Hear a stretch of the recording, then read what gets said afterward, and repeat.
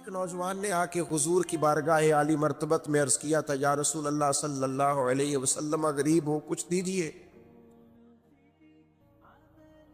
تو حضرت جابر بن عبداللہ رضی اللہ تعالیٰ عنہ فرماتے ہیں، ہم نے حضور سے بڑا کچھ سنا، یہ لفظ نہیں، لفظ لا، یعنی میرے پاس نہیں ہے، یہ ہم نے حضور سے سنا ہی نہیں۔ ایسا کوئی محبوب کہیں ہوگا نہ کہیں ہے، بیٹھا ہے چٹائی پہ مگر عرش نشی ہے، اور ملتا نہیں کونین کو کیا کیا تیرے در سے، بس ایک لفظ نہیں ہے جو تیرے لب پہ نہیں ہے۔ اور یہ فاضل بریلوی رحمت اللہ علیہ کا انداز بھی دیکھیے، کہتے ہیں واہ کیا جود و کرم ہے شہ بتہا تیرا۔ اور یہ ذرا دیکھیے شعری ذوق دیکھیے، واہ کیا جود و کرم ہے شہ بتہا تیرا، نہیں سنتا ہی نہیں، نہیں، کیا انداز ہے۔ اب یہ کیسی زبان ہے اور کیسا یہ محاورے کا استعمال ہے، جو شعری ذوق رکھتے ہیں وہ سمجھے، کہتے ہیں نہیں سنتا ہی نہیں، کون؟ مانگنے والا تیرا۔ یا رسول اللہ آپ سے مانگنے والا نہیں سنتا، حضور عطا کرتے۔ اور ایک جگہ پہ فرماتے ہیں، میرے کریم سے کر قطرہ کسی نے مانگا، دریا بہا دیے ہیں دربے بہا دیے۔ حضور تو دیتے، پر نوجوان نے جب آ کے عرض کی نا، یا رسول اللہ صلی اللہ علیہ وسلم کچھ دیجئے، وہ جوان ہو، چڑھتی جوانی ہو، اور پھر وہ سوال کرے۔ ہمارے ساتھ ایک دوست پڑھا کرتا تھا، یہ 3 مہینے کی چھٹیاں ہوتی تھی تو وہ مستریوں کے ساتھ مزدور لگ جاتا۔ ہم نے اسے کہا، یار تو تب 9th 10th کے اندر مزدوری کرنے جانا، تو کہندا سی یار میں قد میرا ایڈا بٹا، ان ابا جی کو مانگ دیا شرم آؤں۔ یہ سوچ نوجوانوں میں پیدا ہونی ضروری ہے۔ اب میں ابا جی سے مانگوں، یہ تو دینا چاہیے۔ اس نے آ کے عرض کی، یا رسول اللہ صلی اللہ علیہ وسلم کچھ دیجئے، تو حضور فرمانے لگے، تیرے پاس کچھ بھی نہیں؟ اس نے کہا، ایک پیالہ ہے میرے پاس گھر میں اور ایک کمبل ہے۔ اتنا غریب بندہ ہے کوئی محفل میں جس کے گھر میں ایک ہی پیالہ ہو، ایک ہی کمبل ہو؟ کوئی بھی نہیں اتنے بڑے مجمع میں۔ لیکن اگر کوئی ہماری غریبی کا رونا پوچھے تو میرا خیال ہے ہر تیسرا بندہ دوسرا بندہ غریب ہے، اور بڑا ہی غریب ہے۔ ایک پیالہ ایک کمبل، کریم نے فرمایا لے کے آؤ، وہ لائے۔ تو محبوب فرمانے لگے، کون خریدے گا؟ ایک نے کہا 1 دینار، ایک نے کہا 2 دینار۔ محبوب نے بولی لگوا دی، 2 دینار کا بیچ دیا۔ فرمایا جا 1 دینار کی روٹی لے جا۔ یہ نوجوانوں کو فکر دی کہ وہ انویسٹمنٹ بھی تم نے ذات سے اپنے گھر سے لینی ہے۔ وہ 10-15 ہزار کا ٹھیلا بھی کسی سے نہیں کہنا تو لگا کے دے، جاؤ 1 دینار کا کھانا لے جاؤ، 1 دینار کا کلاڑا خرید کے لاؤ۔ صحابہ فرماتے ہیں وہ کلاڑا لایا، پر نصیب دیکھو اس کلاڑے میں دستہ نبی کریم نے اپنے دستے مبارک سے لگایا۔ فرمایا جا جنگل میں جا کے لکڑیاں کاٹ اور بیچ، کھا بھی اور کھلا بھی، پی بھی اور پلا بھی، 10 دن مجھے نظر نہ آنا۔ یارو یہ کیا بات ہوئی؟ مایوس رہنا، کمزور رہنا، فلانے نے میرے ساتھ تعاون نہیں کیا تو میں پیچھے رہ گیا، فلانے نے ہاتھ نہیں پکڑا، تو اپنی دنیا آپ پیدا کر، اگر زندوں میں خود جدوجہد کر، میدان میں اتر، ہمت کر۔ حضرت حسن بصری رحمت اللہ علیہ کے پاس ایک نوجوان نے آ کے عرض کی، حضور بس آج کے بعد میں نے کام نہیں کرنا۔ فرمایا تمہیں کیا ہوا ہے؟ کہنے لگا، آج میں نے عجیب منظر دیکھا ہے، میں نے دیکھا ہے کہ ایک شیر نے شکار کیا بکرے کا، آدھا کھایا ہے، آدھا منہ میں پکڑ کے پہاڑی پہ چڑھ گیا۔ وہاں ایک نابینا لومڑی بیٹھی تھی، باقی کا اس نے اسے کھلایا ہے۔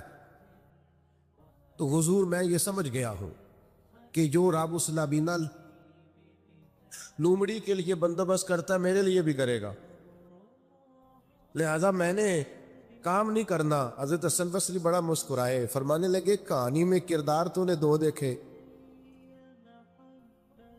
ایک شیر ایک لومڑی۔ فرمانے لگے کیا بات ہے تیری، تو نے لومڑی بننے کا پروگرام بنایا، شیر بننے کا کیوں نہیں بنایا؟ تو شیر بننا، شکار کر، خود بھی کھا دوسروں کو بھی کھلا، یہ کیا بات ہوئی؟ امت کے جوان فائلیں لیے دفتروں کے چکر لگاتے اور اپنی بغل میں کاغذات لیے امبیسیوں کے پھیرے کاٹتے اور ایجنٹوں سے سوال کرتے کہ مجھے ملک سے باہر جانا ہے، کیا طریقہ ہے؟ یہاں رہ کے بھی محنت ہو سکتی ہے، اپنی مٹی پہ چلنے کا سلیقہ سیکھو، سنگ مرمر پہ چلو گے تو پھسل جاؤ گے۔ دوستو سنو، میرے کریم نے فرمایا چاہے لکڑیاں، ایک پیشہ برا ہے میرے بھائیوں، ایک پیشہ، وہ ہے کسی کے آگے ہاتھ پھیلانا۔ باقی دنیا میں کوئی پیشہ برا جو ٹھیلا لگاتا ہے اور مالٹے بیچتا ہے اور سیب بیچتا ہے، بڑا عزت والا آدمی، یہ شارٹ کٹ چھوڑ دو، دوسروں پہ بھروسہ کرنا چھوڑ دو۔ وہ شاعر ایک بیٹھا تھا نا، شاعر مجھ سے ناراض نہ ہو جائیں، تو کئی دفعہ وہ شعر و شاعری میں بھی ان کی حالت بڑی خستہ ہو جاتی ہے۔ جن دنوں لوگ پتلے کپڑے پہنتے ہیں، بعض شاعروں نے ان دنوں میں بھی موٹی چادر لی ہوئی ہوتی ہے۔ تو ایک جگہ بیچارہ بیٹھا تھا کونے میں، اللہ ماشاءاللہ سب کی بات نہیں، تو حالت ایسی خستہ تھی، ایک بندہ 5 روپے پھینک گیا، تو تھا خوددار، بڑی تکلیف کو اٹھا اپنے پیسے، تو اس نے کہا آپ کی حالت بتا رہی ہے، آپ کو ضرورت ہے۔ اس نے کہا ضرورت پڑی تو اللہ رسول سے مانگوں گا، تیرے سے کیوں مانگوں گا؟ شعر بڑا قیمتی کہا، اس نے کہا یہ آرزوئے کرم اور میں آپ سے کروں، یہ آرزوئے کرم اور میں آپ سے کروں، یہ بھیک اس کو دیجئے جس کا خدا نہ ہو۔ انسان جب اپنے علم پر بھروسہ کرنے لگتا ہے، یا اپنی عقل پر بھروسہ کرنے لگتا ہے، یا اپنے تعلقات پر بھروسہ کرنے لگتا ہے، یا اپنی دولت پر، مال پر، صحت پر، تو ایک بہت بڑے دھوکے کا شکار ہو جاتا ہے۔ اور انسان جب انسانوں پر بھروسہ کرنے لگتا ہے تو پھر اللہ تعالیٰ اسے بعض اوقات انسانوں کے سپرد کر دیتا ہے، انسانوں کے سپرد۔ اور بہت سارے ایسے لوگ بھی ہوتے ہیں جو رب کریم کو بھولتے ہیں اور وہ اپنی ساری توجہ انسانوں کی طرف، دنیا کی طرف، دنیا داروں کی طرف کر لیتے ہیں، تو اللہ تعالیٰ فرماتا ہے پھر میں انہیں یہ سزا دیتا ہوں کہ وہ مجھے بھولنے نکلے تھے تو میں نے انہیں ان کا اپنا آپ بھی بھلا دیا، اپنا آپ بھی۔ سورہ حشر کو دیکھیے گا، فرمایا وَلَا تَكُونُوا كَالَّذِينَ نَسُوا اللَّهَ فَأَنسَاهُمْ أَنفُسَهُمْ، ان لوگوں کی طرح نہ ہو جانا جنہوں نے اللہ کو بھلا دیا تو اللہ نے پھر انہیں ان کا اپنا آپ بھی بھلا دیا، انہیں اپنی بھی ہوش نہیں رہی، وہ ایسے مسائل میں گھر گئے، وہ ایسی آزمائشوں میں الجھ گئے، وہ ایسی دنیا داری کے اندر الجھے کہ انہیں اپنا بھی پتہ نہ چلا۔ اب تو ڈھونڈتا پھرتا ہوں اے اقبال اپنے ہی آپ کو، اب تو ڈھونڈتا پھرتا ہوں اے اقبال اپنے آپ کو، آپ ہی گویا مسافر، آپ ہی منزل ہوں میں۔ جب انسان خدا فراموش ہوتا ہے تو خود فراموش ہو جاتا ہے۔ ہمارا بڑے زمانے سے تکیہ ہے، کبھی امریکہ پر، کبھی یورپ پر، کبھی برطانیہ پر، کبھی مالداروں پر، کبھی اسلحے والوں پر۔ اس کا نقصان یہ ہوا کہ اپنا کوئی وجود نہیں رہا، اپنا کوئی نظریہ نہیں رہا، اپنی کوئی سوچ نہیں رہی۔ ایسے محسوس ہوتا ہے کہ کوئی منشور نہیں، کوئی دستور نہیں، لگام منہ میں ہے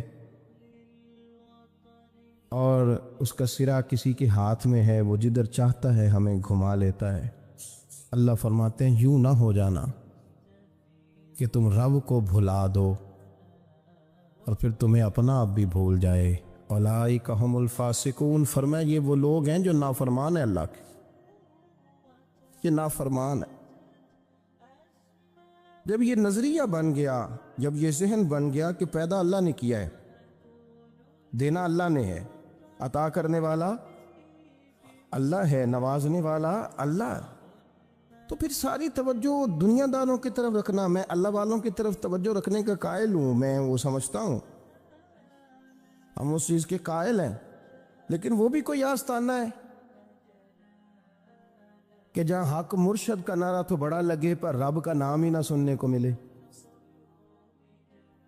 یہ بھی کوئی بات ہوئی کہ جہاں یہ تو نعرہ زور سے لگے کہ جیوے جیوے مرشد جیوے، لیکن استغفار کا درس ہی نہ ملے، یا ہر وقت یہ بتایا جائے کہ یہاں آ گئے تو بچ گئے۔ کیسے بچیں گے؟ میرے رسول پاک علیہ السلام کا دروازہ سب سے بڑا دروازہ ہے، حضور کا دروازہ سب سے بڑا دروازہ ہے، لیکن میرے دوستو یاد رکھنا، نبی پاک علیہ السلام نے بھی لوگوں کو جب رستہ دکھایا ہے تو رب کریم کا رستہ دکھایا ہے، اللہ کا رستہ دکھایا، اللہ کریم کا رستہ دکھایا، لوگوں کو رب کی طرف توجہ کرائی۔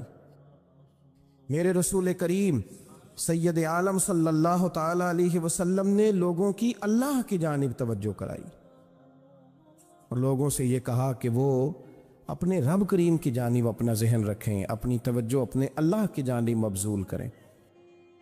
میری بات کو اچھے طریقے سے سمجھیے گا، علم اللہ تبارک و تعالی عطا کرتا ہے تو اسے اللہ کی عطا ہی سمجھنا چاہیے۔ کچھ لوگوں کے پاس علم ہوتا ہے پر علم نافع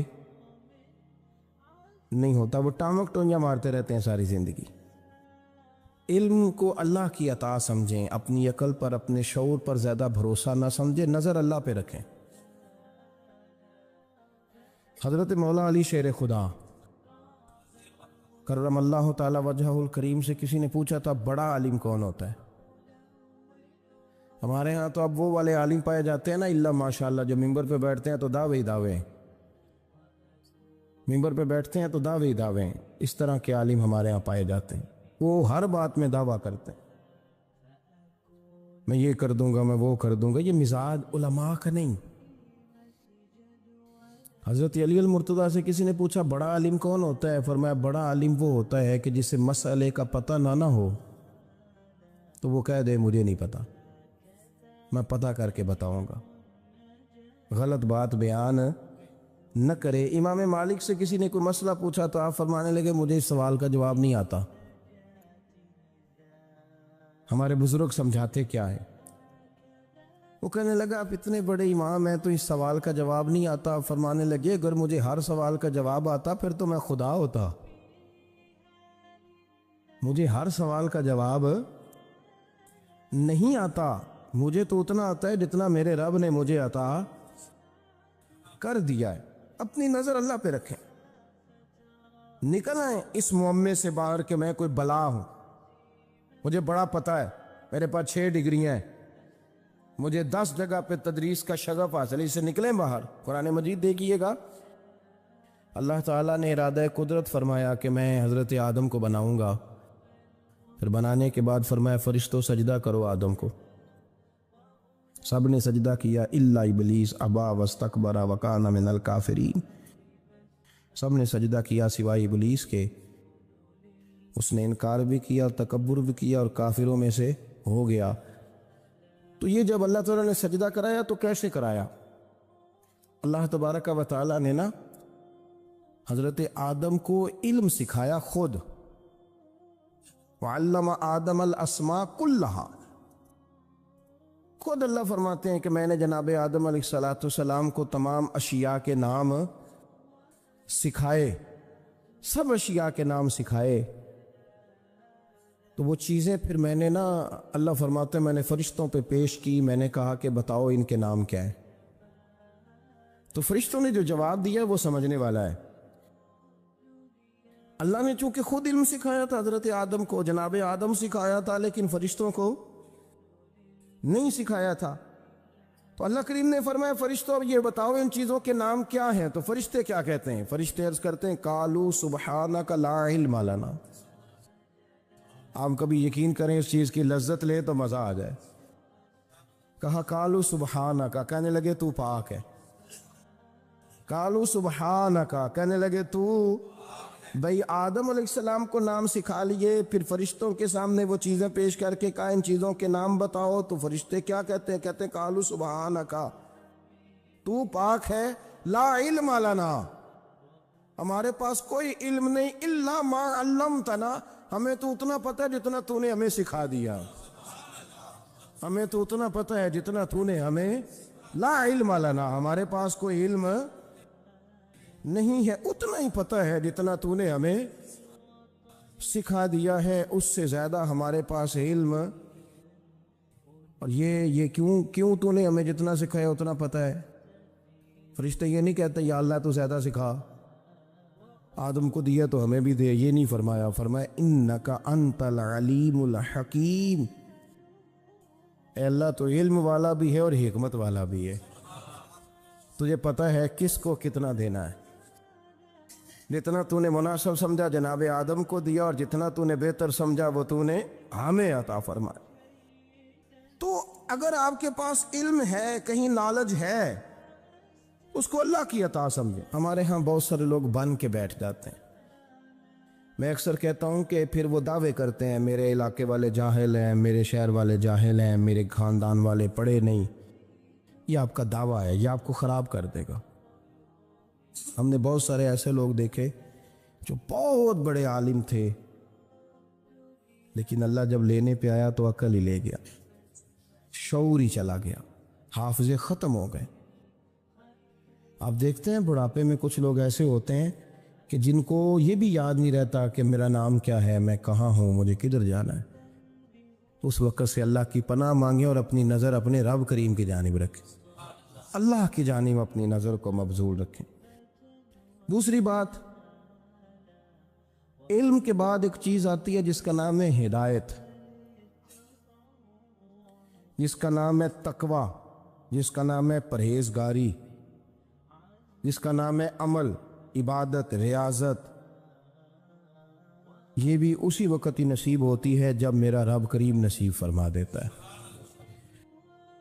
ہم نے نا نیکی کا اپنا اپنا سٹیٹس بنا لیا ہے، اپنا اپنا معیار بنا لیا ہے. کچھ لوگ کہتے ہیں کہ جناب مسجد میں سیمٹ کا توڑا دینے سے بہتر ہے کسی غریب کو آٹے کا تھیلا دے دو. اب اس نے اپنا مزاج بنا لیا نا نیکی کا، اس نے اپنا سٹیٹس بنا لیا. میرا یہ سوال ہے کہ نبی پاک صلی اللہ تعالیٰ علیہ وسلم جب مدینہ شریف آئے تھے تو حضور نے سب سے پہلے غریبوں میں آٹا تقسیم کیا تھا کہ سب سے پہلے مسجد بنائی تھی؟ کیا عجیب لوگوں کا رنگ ہے، اپنی مرضی کی ہدایت، اپنی مرضی کا تقوی، اپنی مرضی کا معیار. مسجد کوئی بڑا چھوٹا خطیب بھی میری طرح کا ہو نا، تو وہ مسجد میں بیٹھ کے جب نبی پاک کی بات کرتا ہے تو کہتا ہے میرے رسول پاک غریبوں کا سہارا بن کے آئے. وہ غریبوں کی بات کرتا ہے، مسکینوں کی، لاچاروں کی، کمزوروں کی بات. تو مسجد ہی تو وہ ادارہ ہے جہاں سے غریبوں کی بات ہو رہی.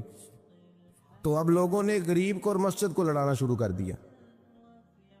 اس کو لڑاؤ کہ مسجد میں پیسے دینے سے بہتر ہے آپ غریب کو آٹے کا تھیلا دے دیں. آپ یہ کیوں نہیں کہتے کہ مسجد میں بھی آپ توڑا دیں ایک سیمٹ کا اور ساتھ غریب کو بھی خدمت کریں؟ یہ کیوں نہیں تقویٰ؟ اپنی اپنی مرضی کا مزاج، اپنی اپنی. کچھ لوگ کہتے ہیں چھوڑو جی، ساری زندگی انسان نماز پڑھتا رہے اور پھر گالیاں بھی دیتا رہے، بندہ داڑھی بھی رکھ لے اور جھوٹ بولنا بھی نہ چھوڑے. تو یہ آپ نے اپنے پاس سے تقوی کا معیار بنایا. گالی دینے کا گناہ ہے اور داڑھی رکھنے کا ثواب ہے. تو اگر آپ داڑھی رکھے ہوئے ہیں اور آپ کوئی غلطی کر رہے ہیں تو اس سے آپ کی داڑھی کا ثواب ختم. اللہ کرے آپ کو سمجھ آئے میری بات. آپ کوئی غلطی کر رہے ہیں، داڑھی کا ثواب اس سے ختم. وہ اپنی جگہ پہ قائم ہے چیز. اپنی مرضی کا کیوں تقوی کا معیار بناتے ہیں؟ تقوی کا مزاج اپنی مرضی کا نہ بناؤ، اللہ کی بارگاہ سے دعا مانگو کہ یا اللہ ہمیں ہدایت کا نور عطا فرما، اللہ تو ہمیں رستہ دکھا، تو بتا کہ ہدایت کیا ہے۔ تو رب فرماتا ہے اللہ ولی الذین آمنوا، اللہ مومنوں کا مددگار ہے، یخرجہم من الظلمات الی النور، وہ انہیں اندھیروں سے نکالتا ہے اور نور کی طرف روشنی عطا فرماتا ہے، اندھیروں سے نور کی طرف اللہ لاتا ہے۔ اللہ ولی، اللہ مومنوں کا ولی ہے، وہ انہیں اندھیروں سے نور کی طرف نکالتا ہے۔ ہدایت ہمیشہ اللہ کی طرف سے سمجھے، جب وہ نماز کی توفیق دیتا ہے تو اپنے فضل سے دیتا ہے، جب وہ ذکر کی توفیق دیتا ہے تو اپنے فضل سے۔ ہم سمجھتے ہو جی فلانا نہیں پڑھ رہا بڑا بیوقوف ہے، فلانا نہیں پڑھ رہا، تو تم کیا اپنی عقل کے طور پہ پڑھ رہا؟ میں جی اللہ کے فضل سے 2 سپارے پڑھتا ہوں، تو کس پہ احسان کرتے تو 2 سپارے پڑھ کے رویا کر، کہ اگر مالک تو بڑا قریب نہیں؟ بڑے لوگ ہیں جن کو پورا قرآن حفظ ہے پر انہیں پڑھنے کی توفیق نہیں، تو انہیں فضل کیا اور مجھے توفیق دے دی ہے پڑھنے۔ رویا کر، پڑھ کے رویا کر، راتی ساری کر زاری، وہ نیند اکھاں تھی توندے تے فجرے اوہی گناہگار کہاون سب تو نیوے ہوندے۔ مہربانی کریں، ڈریں، نیکی کریں تو پھر ڈریں، پھر احساس پیدا کریں، پھر اپنے اندر وہ کمزوری لائیں کہ توبہ توبہ مجھے تو پتہ ہی نہیں، تو جانتا ہی نہیں۔ حضرت سیدنا امام اعظم ابو حنیفہ رحمۃ اللہ تعالی علیہ کے ساتھ ایک شخص کہتا میں نے نماز پڑھی، تو عشاء کی نماز تھی۔ یہ جو لوگ بڑے ہوتے ہیں نا، جن کے پیار کرنے والے بڑے ہوتے ہیں، ان کے گرد خوف بھی بڑا ہی ہوتا ہے، انہیں بڑا ڈر لگتا ہے، بڑی بعض اوقات آزمائش ہوتی ہے ان کی۔ عشاء کی نماز کہتے پڑھی تو امام صاحب نے نا عشاء کی نماز میں تلاوت کی آیتیں فَمَن يَعْمَلْ مِثْقَالَ ذَرَّةٍ خَيْرًا يَرَهُ وَمَن يَعْمَلْ مِثْقَالَ ذَرَّةٍ شَرًّا يَرَهُ، فرمایا جو ذرہ برابر خیر کرے گا وہ بھی قیامت میں دیکھے گا، اور جو ذرہ برابر شر کرے گا وہ بھی قیامت میں اس شر کو دیکھے گا، اس کے سامنے آئے گا۔ تو وہ شخص کہتا ہے کہ سارے لوگ نماز پڑھ کے چلے گئے تو امام صاحب رحمۃ اللہ علیہ نے اپنی داڑھی پکڑی،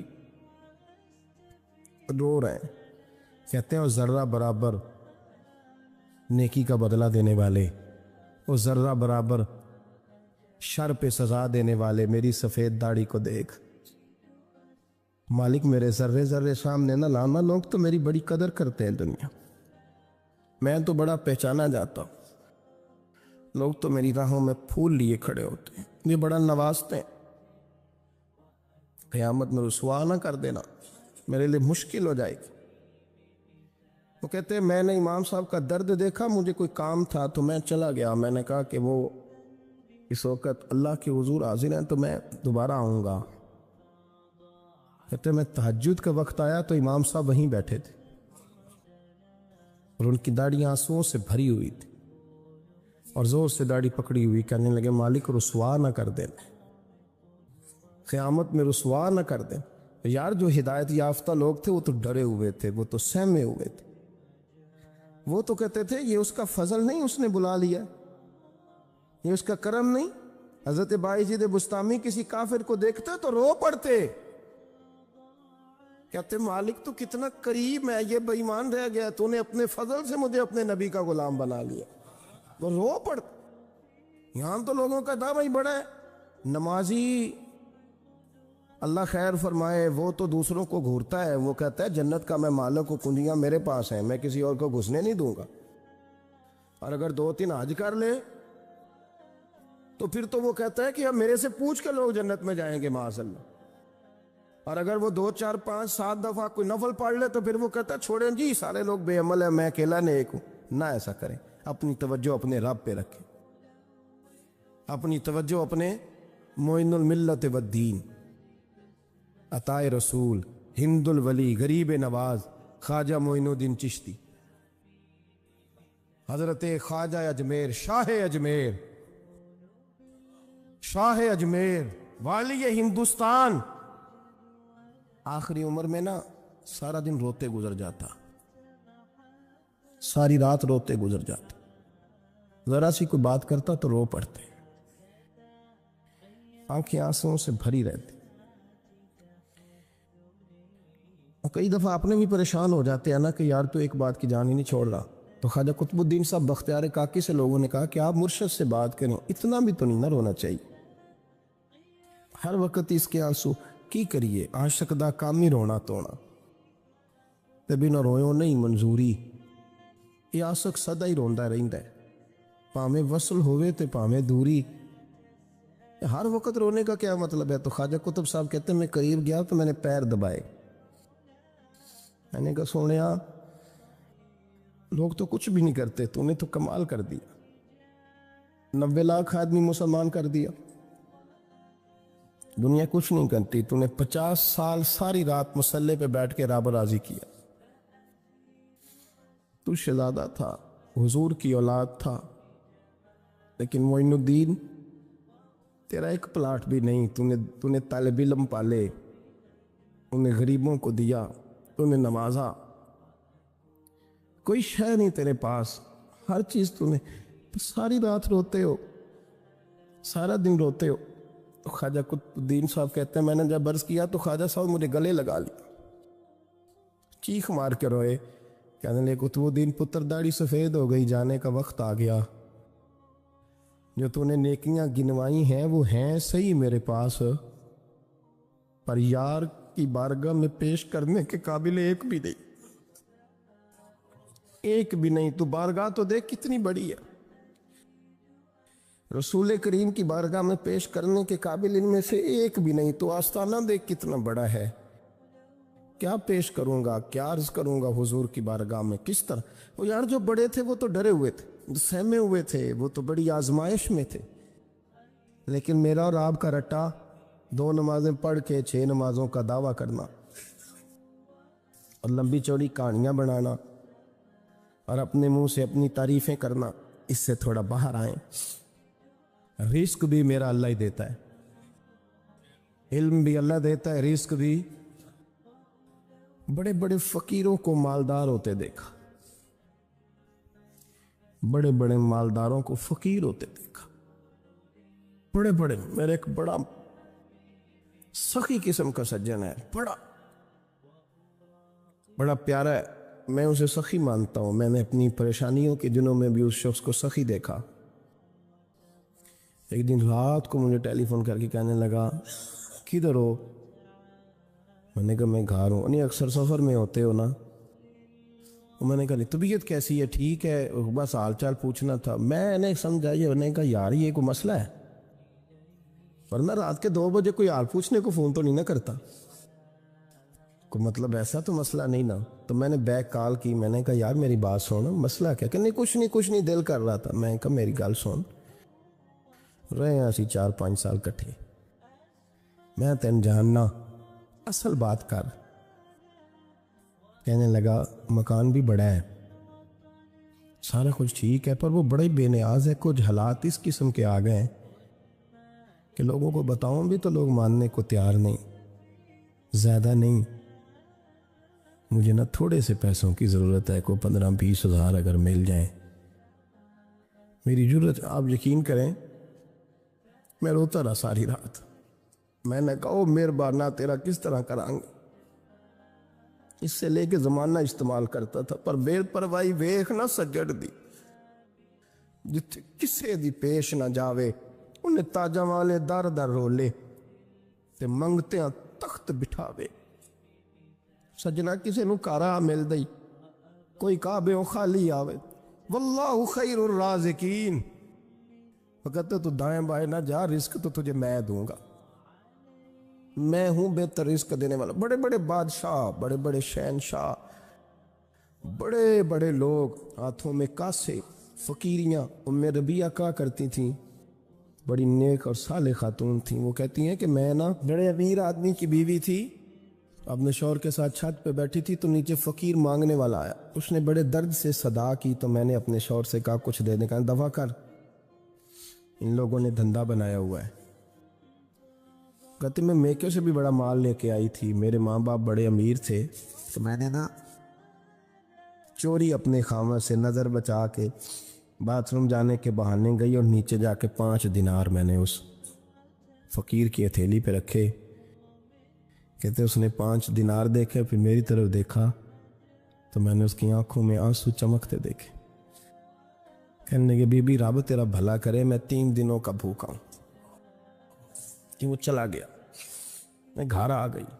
جب باہر آئی تو میرا شوہر کہنے لگا تو اتنی اب اتنی تو تیز ہو گئی ہے اور تو اتنی خود مختار ہو گئی ہے، میرے بغیر پوچھے مال خرچ کرے گی، جا تجھے 3 طلاقیں۔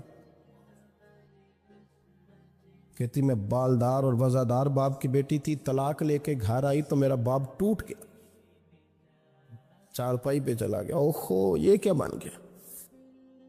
کہتی بڑی تکلیف رہی۔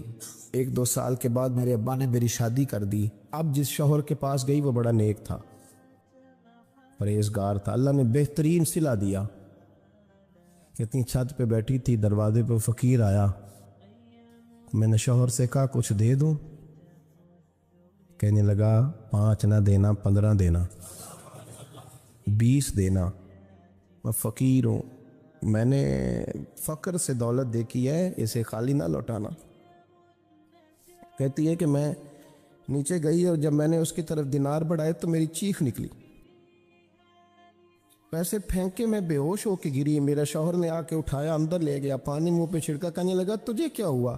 کہنے لگی یہ جو مانگنے آیا یہ میرا پہلا شوہر تھا، وہی تھا جو کہتا تھا کہ تو 5 دینار دے آئیے، جا تجھے 3 طلاقیں۔ پڑھو نا حدیث پاک، میرے نبی پاک علیہ السلام نے فرمایا ایک بندہ گنجا تھا،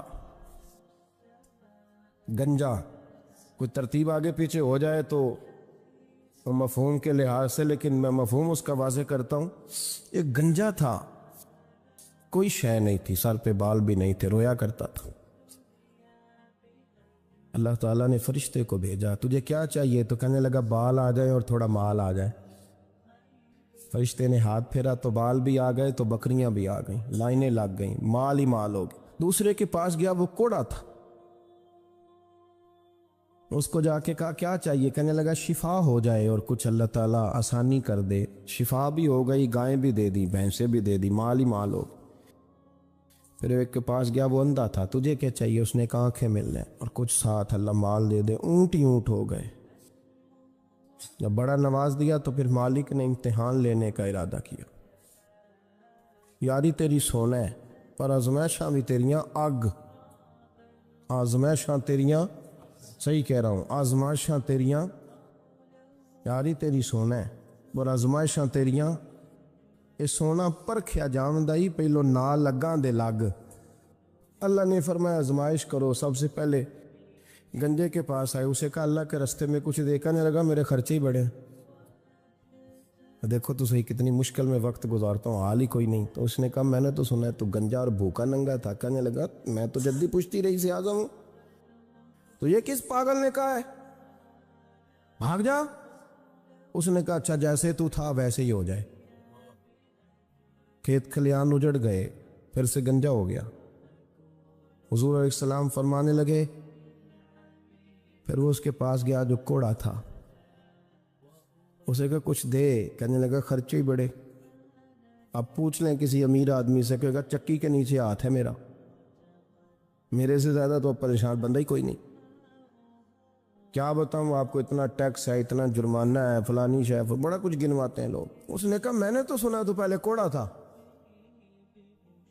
اس نے کہا جا دوڑ جا، میں تو رئیس اعظم ہوں، دادا بھی پردادا بھی اور ساری نسل ہی۔